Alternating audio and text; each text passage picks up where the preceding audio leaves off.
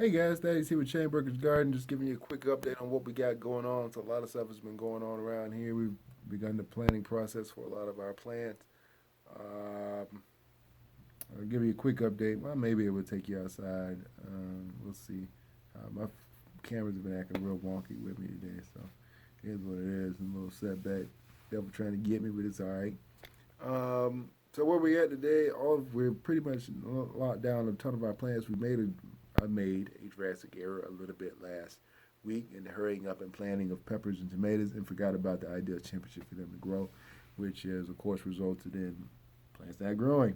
So we fixed that up and hopefully we'll get some plants coming up here in a few days. I'm not really in the biggest rush to get peppers and tomatoes up. I know they take a long time to germinate and it take a long time before they produce, something like 60 something, 70 something days in some cases. But I'm not in a rush because once peppers and tomatoes and once, well, tomatoes and peppers and tomatoes, there's that tongue tied issue I'll be dealing with sometimes that I overcame as a kid. Um, when they begin to grow and when they begin to produce, as we found out last year, once they start producing, it's game on because there's no slowing them down, and so that's not something I really want to run into just yet. So it's okay. We're gonna be behind on them growing for at least 7 to 10 days, so it's cool. I don't plan on planting until March the 27th anyway. That's my, like, for whatever reason, that's my grow date, my plant date. So I'm really cool about that. But let's show you what's been going on here. It's not gonna flip for me, but that's cool. As you guys can tell here, these are dwarf blue kale. They're all up and doing really well. Zill, let me see what their name is. Zella Jake Farm and Garden. They're off of Etsy, but you can also put .com on the internet and they'll take you directly to their website. Everything's growing really well there, so I'm very happy about that. Over here, I just put these down last night. All these are blooming, bloom spinach. There's 700. There's 180. I'll check my cookbook to get you the precise number, but I do believe it's 285. All of our chives came up. All of our chives look really well. I'm very happy about that. I'm excited about that. I thought it would take a little bit longer to germinate. We've had a few misses here or there, but other than that, everything looks great. I'm excited. Got a lot more to come up. If not, we got plenty of seeds to fill those voids, but I think the rest of them should be coming up here shortly. Down here, more chives. Over here, Portuguese Kale coming up really nice. I got them from the same folks off of Etsy. So shout out to them. Back here is Toasty Basil. Holy basil, as some call it. And it's supposed to be hard to grow, but no, it is not. It's not very hard to grow at all. Remember, Toasty Basil just requires a little bit of sunlight in order for it to grow. That's the only thing it requires. It doesn't require anything else. Well, of course, an ideal temperature, 60 plus degrees, and sunlight, but that's all. Nothing else. It's not that hard. I got a little intimidated by it too, but it's going to be a fantastic perennial for our garden for many, many, many years to come. So it's worth it in the long term. Just told you about Portuguese kale. Over here is, we'll come back to these. These are all different types of thyme. If I'm not mistaken, it's running thyme and orange thyme. Below, way back there in the back, lacinato, more lacinato, which I've got some out in the garden. It's that dinosaur. I think it goes by dinosaur kale as well, but lacinato kale. We got plenty of them. Now, remember, our ideal temperature for growing peppers and tomatoes and stuff like that is well over 70, 85, 70 and 80 degrees. For whatever reason, I got in the rush to plant things. And yeah, it didn't, of course, it didn't germinate. So we resolved that issue by getting bird lights. If you've had birds before, you know you can get these from Tractor Supply, like $8 and some change. What I did was I went ahead, I took all those three cherries, which consist of basil, tomatoes, and a heavy amount of peppers, and even up here. That's peppers here. That's cherry tomatoes there. All right. I cut this off to power up a camera that's not working right now, but I'm gonna plug that back in and we'll have these on. So to get our 75 to 80 degrees temperature, we're running these lights here. This, of course, heats this bag up, right? So everything underneath here is going to be nice and warm. The plant's only required is heat in order to germinate. Once the germination process is over, you're going to back them lights off, because if you don't, your plant's going to grow probably rapidly fast. If you combine them with the sunlight, you're gonna be maxing out, and you're gonna have plants growing a little bit too fast on you. Up top, so I want this heat here. Of course, as you know from basic science, heat rises. So our heat here is going to hit up here, which I can tell it's hot as sin up here. And that'll help us out up here too. So that's all I did there. Just took a big generic big bag that I got from this apparatus, from this rack here, and just put them in it, tucked it up real nice and tight, put the lights on them. And of course, like I said, that's just a standard chicken light that you can get from Tractor Supply Company. I was looking for the heating pads, but they didn't have any. But those chicken lights will work really well. I saw somebody heat a whole room,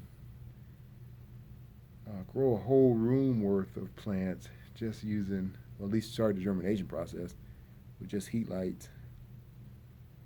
Who was it? I'll think of them in a minute, but they're on somebody that's really important in our community. Somebody did it. Homestead Heart. I saw Homestead Heart do that on YouTube like last week or sometime. She grew, I think, and that video was like 2 years old or something like that, but she germinated an entire room worth of plants with no heating pad at all. She was just in an enclosed space. I think it's their laundry room or something like that. She able to use just one heat lamp and a bright box, and her plants germinated looked like wildfire. I didn't do a follow-up video to see her video after that, but YouTube suggested it to me like 2 weeks ago. So I see you, YouTube, trying to big brother. But I'm glad I did watch that video, because it did make me think that you don't have to go out and buy all those big heating pads, man. You can actually just do it with an old bird light and plastic, and you don't have to go and spend all that money. So I'm really happy about that. I did see in there today. I saw they had in Tractor Supply. They already got chickens out. It's just man, it's not even March yet, and we're already talking about chickens. So sorry, yeah. So it's not even March yet, and they already got chickens out, which I was kind of attracted to a couple of them, because they got Easter eggers in there, man, and I want an Easter egger really bad. I just don't have the time to grow them out and then introduce them into the flock out there. I would love to fill the void of sweet pea at some point in time, but I would love to have 2 Easter eggers to go out there with them.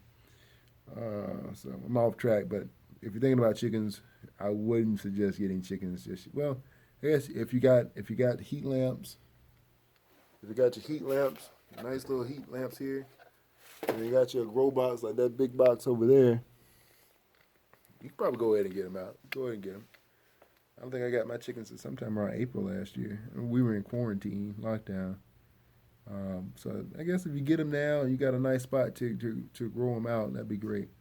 They're going to create a dusty environment, so you better have them in the garage or in a basement or something like that. Oh, on this side, all these lights over here, and I just kind of, I wasn't even paying attention. Here, on this side over here, we got black-seeded Simpson, red ruby lettuce, Cimarron lettuce, and arugulas. Cimarron, black-seeded Simpson, and red ruby are all lettuces that are very less likely to bolt on you in the future, right? So, because here in the South, lettuce is going to bolt regardless because of our temperature gets so hot. But Cimarron, black-seeded Simpson, and red ruby are at least, they'll hang in there a little bit before they decide to go bye-bye, right? So that's one thing that why I chose those 3 types. I have some other types in there too. The only thing left we have to get for our lettuce mixes are Mizuna. That's the only thing I have left to put down. Of course, all of these, I think it's 185 or 285. It's a bunch. My cookbook. Let's see what I got in my cookbook. I got a lot of stuff in here, man. I have the exact number on the top of my head, but I've been so inundated with these things. 132, 132, that puts us at 264. 264. Someone over there. I don't know. I got a lot of dang gum plants. All right, 285 is all right. I'm sorry, you're looking all over there. 280. 285 is our ideal number that we're going with for our blooming spinach, with our arugula, with our lettuce. Of course, that 285 with our lettuces is consisted of 3 different types, in which we'll mix together for lettuce mixes, for salad mixes. Let me see, and the Mizuna as well would do that. The only other thing left would be is our carrots that we still have to do. And that's just about it. And it's only going to be like, I think the number is 192. I always refer to the cookbook. I tell everybody you need to get yourself a nice cookbook. I also do all these things off of an Excel spreadsheet. I'm pretty good with an Excel spreadsheet, except it reminds me a little bit too much of parts of my job. So I don't do it all on Excel. I like to put everything else in the cookbook. And I know if you're really old school and you just don't want to mess with computers during your downtime, as far as growing, get you a nice book. Helps keep things track. As far as our basils go, I remember I told you that we have different types of basil. We got lemon, cinnamon, lime, dark opal, and of course holy basil, which isn't a basil, it's more of a tea. But we got all of those, and thank the Lord, we got all of them over here, and we got them all ready to go. They're going to be used heavily for our companion planting, just like our chives are. This rack was supposed to be, this is my wife's throwaway rack. She was using for shoes or something. And so we just took it and made it into that. We got a big rack still upstairs. Still waiting on more lights. On this, we're only running the last 2 lights that came with the initial pack for our other grow rack over there. So we're waiting on our lights. They should be here sometime next week. As far as these basils also are going to play a crucial part because we haven't put any mints down in the ground yet. We haven't put any mints in any of this. So for whatever reason, I haven't gotten around to it yet, which means there will be no mint this year. I'll grow it eventually, but it's not going to grow in nowhere near time for it to actually look like something, I don't think. And let alone for it to actually produce, which normally takes about a year or so to produce anyway. But that's okay. They'll have plenty of time to grow down here until it's ready. Remember, if you're going to grow mints, any kind from, I got a bunch of it. I got Moroccan and cinnamon and horehound and all kind of stuff over there. If you're going to grow any of it, remember, don't put it in the ground unless if you're just going to dedicate that space just to mints, because they'll run away. They'll run away really quick on you, and you just be left with a bunch of mint. That's pretty much it. So we won't be looking forward to a bunch of teas this year. We'll just be substituting in with our culinary herbs that we still have plenty of chives, amaranth, and we're gonna have a bunch of other things. Just won't have as many mints as I would like, and that's kind of deflating, but it's okay. I just haven't prioritized that apparently. That's pretty much it. I'm not sure if I said it, but outside, of course, I went ahead and pulled up all that plastic. I pulled up the plastic that were around the strawberries that I planted last week for the simple fact that I just did not like the way it looked. For whatever reason, I came out to do it. It just said, I didn't like it. So I went ahead and pulled that plastic up around the strawberries. The strawberries look fantastic. I guess we could take a walk out here and look at them. But they look fantastic. From the root cuttings not the root cuttings, but the roots that we bought. Everything looked great. I still got to clean up all this mess down here, man. My dog kind of just went ham. Just like I said, get you a chicken, man. Dogs are kind of overrated. But as you can tell out here, I went ahead and I pulled up this first roll of plastic. Pulled it all up. We planted all of our onions, Our strawberries look great. I was kind of concerned with them because the frost came through like a week ago, and I didn't cover them up, so I was kind of concerned they weren't gonna come up. But the deal looks fantastic. I made sure the beds are built back up, or at least level out with more waste from the chickens. Like I said, if the garden is the championship, me being the Laker fan that I am, the greatest sports franchise to ever walk this planet. If this was that team with Kobe and Powell and Lamar Odom, chickens are Kobe for sure. This don't run without the chicken, but it don't run without me. I'll take that back. I'm Kobe. The chickens are Powell. All right, we don't win a chip without Powell. Right, so I'm Kobe though. They Powell, so it goes. It is what it is. But yeah, so that's pretty much what we got. We got all this stuff to eventually tear up, but it looks so nice now. And you know, and this is lacinato kale, by the way. This is what lacinato kale eventually turns into. It didn't always look that pretty, but it looks really good now, man. So our soul's doing great. I'm happy with it. The greens that you do see in this patch are of our failed pea experiment, which you can tell. Here's some peas right here. Chickens kept getting into them. I don't think peas and I can't remember my research, but I don't think peas and onions jive together. I'm pretty sure they don't. So peas ain't gonna make it. I'm gonna pull them up anyway. That's it. That's pretty much it, man. It's been a long road, and we still got a lot of stuff that we got to do as far as infrastructure goes, and putting together our. I'm glad I looked over there because I'm gonna grab that chicken food up. As far as our putting down our irrigation system, so we still got that to do. We'll get to that eventually, but right now we just want to get the soil and everything right. But we're really close though, so I'm really surprised by that. So we really made a ton of progress. All right, that's pretty much it for today, guys, man. I'm glad so much. Thank you so much for watching.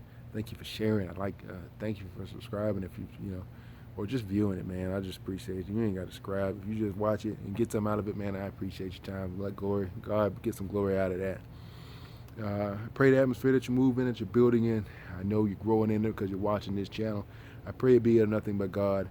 I pray that you and your family remain covered in these trying times. Thank you, Lord. Stay with everybody, God, I know. And so many other things, God. I pray that. Thanks so much for watching, guys. Just stay blessed, stay safe, keep growing. Just keep growing. Just keep growing. Hey, thanks, guys.